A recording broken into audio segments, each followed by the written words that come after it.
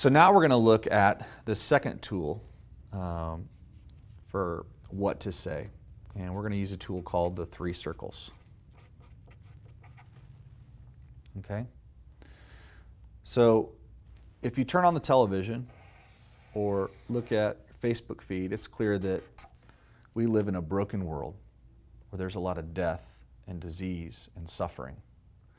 But we also see traces of beauty, like the beauty of a sunset or the laugh of a child.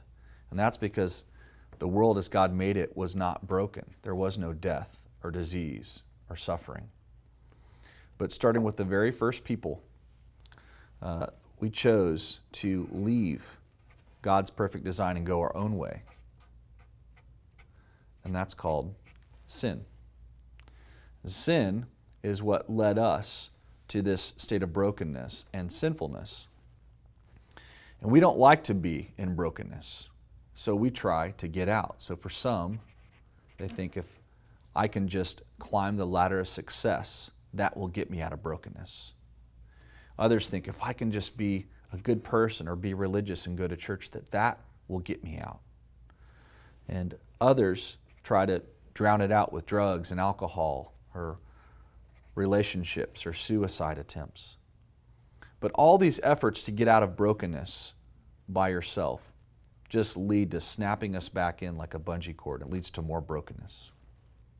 But God loved us so much, He did not want us to stay in brokenness. So He provided the only way out by doing for us what we could not do for ourselves. And that's through His Son, Jesus. You see, Jesus came down into our world and allowed Himself to be killed on a cross, taking on our sin. And 3 days later, He rose from the dead. And He said if we would turn from our way and surrender to Him and make Him the King of our lives, that we'd be forgiven